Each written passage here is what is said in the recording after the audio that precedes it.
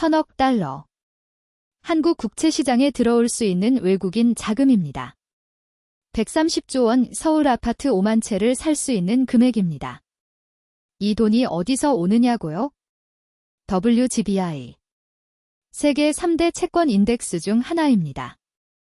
이 영상 하나로 WGBI, 그리고 한국 채권 시장에 무슨 일이 벌어지는지 단 15분 만에 정리해드립니다. 은행 금리, 환율, 내 월급까지. 모르면 손해입니다. 자, 시작하겠습니다.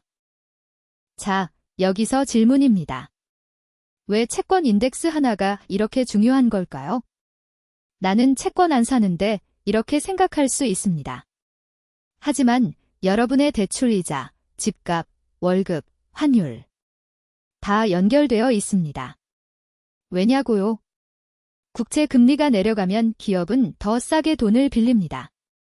기업이 돈을 싸게 빌리면 투자와 고용이 늘어납니다. 내 월급, 내 일자리와 연결되는 구조입니다. 또 외국인 자금이 몰리면 원화가 강세를 보입니다. 해외여행 갈 때 환율이 내려간다는 뜻입니다.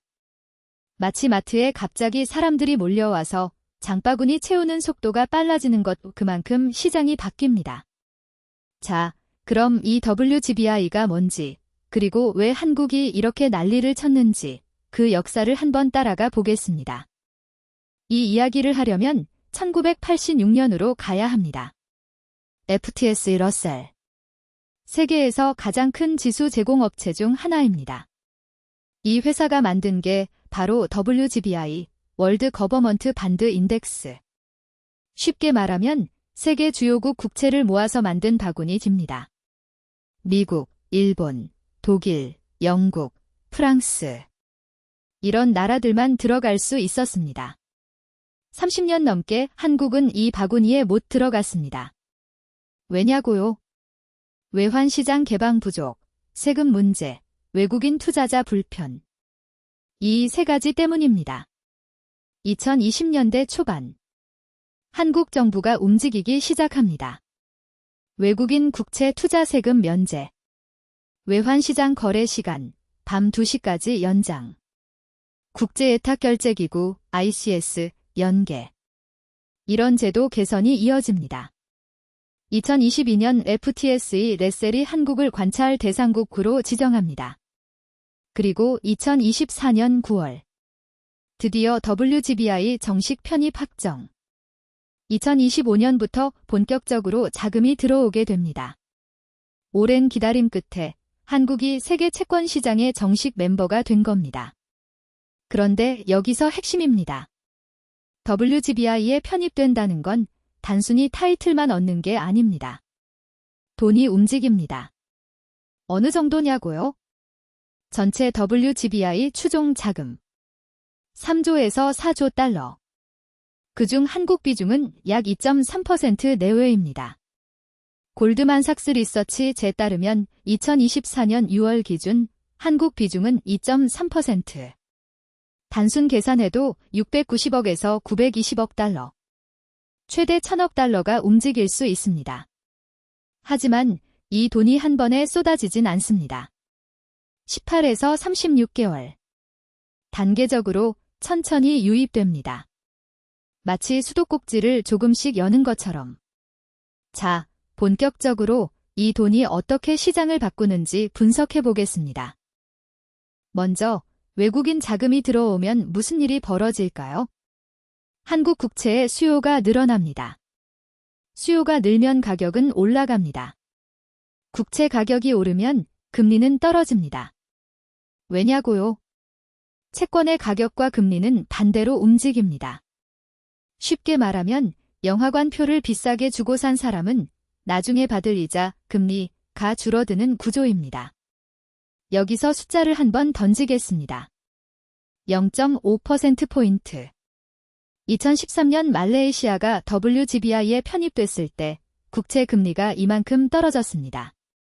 블룸버그 데이터 기준 한국 국채 금리도 이미 하락세를 보이고 있습니다. 2023년 4.1%에서 2024년 3.6%까지 내려왔습니다. 외국인 자금 유입이 본격화되면 더 떨어질 수 있습니다. 그럼 어떤 일이 벌어질까요?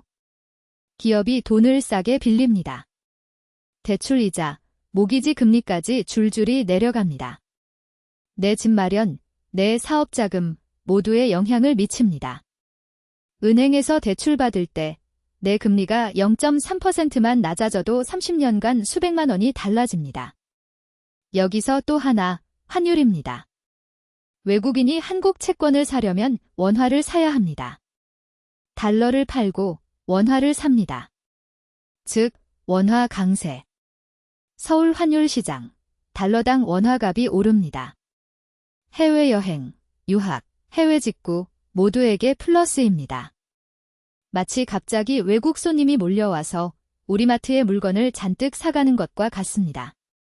자, 여기까지가 WGBI 편입의 1차 효과입니다. 그런데 여기서 반전이 있습니다. 자, 여기서 반전이 있습니다. 외국인 자금이 몰리는 게 마냥 좋은 일일까요? 답은 아니오입니다. 외국인 비중이 높아지면 시장이 외풍에 취약해집니다. 2024년 6월 기준 한국 국채 중 외국인 보유 비중 20%.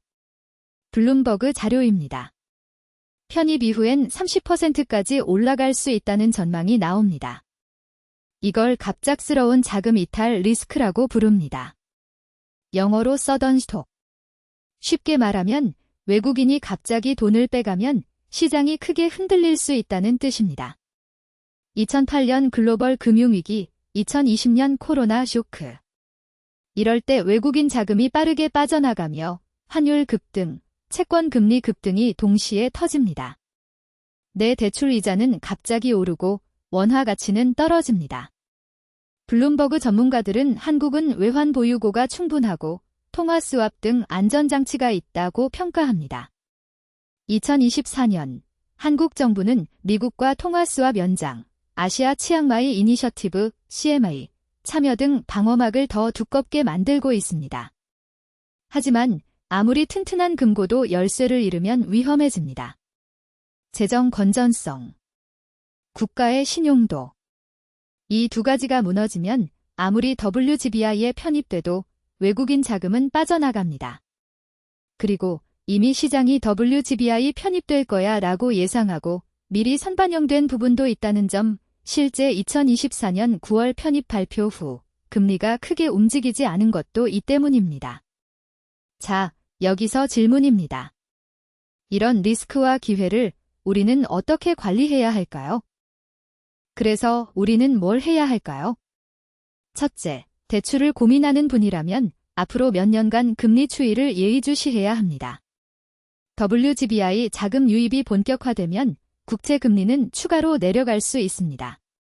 블룸버그 데이터 기준 2025년까지 금리 하락 여지가 남아있다는 분석이 많습니다. 둘째, 채권 투자자에게는 긍정적인 뉴스입니다. 외국인 수요가 늘면 채권 가격이 오릅니다. 국내 국고채 ETF, 채권형 펀드 투자자라면 자산가치 상승 효과를 기대할 수 있습니다. 셋째, 환율. 달러원 환율은 외국인 자금 유입 시 단기적으로 원화 강세 압력이 커질 수 있습니다. 해외 결제, 유학, 여행을 계획한다면 환율 흐름을 체크하세요. 넷째, 위험 관리. 외국인 자금이 늘면 그만큼 자금 이탈 시 충격도 커집니다. 한국 정부는 외환 보유고를 4,200억 달러 수준으로 관리 중입니다. 통화 스왑, 외환시장 안전장치도 계속 강화하고 있습니다. 마지막으로 WGBI 편입은 선진국 채권시장 공식 입성이라는 의미도 있습니다. 국가 신용도가 올라가면 미래의 조달 비용이 더 낮아지고 장기적으론 기업과 국민 모두에게 플러스입니다. 자, 여기서 핵심입니다. WGBI 편입은 단기 이벤트가 아니라 중장기적으로 우리 경제 체질을 바꾸는 신호탄입니다. 130조 원 의 돈이 한국 채권 시장에 어떻게 퍼질지 아무도 정확히 모릅니다. 분명한 건 돈이 움직이면 판이 바뀐다는 사실입니다. WGBI 편입은 단순한 뉴스가 아닙니다. 우리 시장이, 우리 통장이 한 단계 업그레이드 되는 순간입니다. 단, 외국인 자금이라는 양날의 칼 기회와 리스크 둘 다 챙겨야 합니다. 그리고 마지막 한 줄 이 시장은 늘 기회와 위험이 같이 온다는 것 잊지 마시기 바랍니다. FTSE 러셀, WGBI 팩트시트 2024, 골드먼 섹스 리서치, 코리아 반드 마켓 아웃룩 2024.6, 블룸버그, 커리언 반드 플로즈 앤드 일드 데이터 2024.6, 한국은행, 2024년 외국인 국채 보유 현황, 세계금협회, WGC, 2025 Q1 골드 디맨드 트렌즈즈, 기획재정부, WGBI 편입 관련 공식 발표, 2024.9, IMF, 이머징 마켓 반드 인덱스 플로즈, 2024.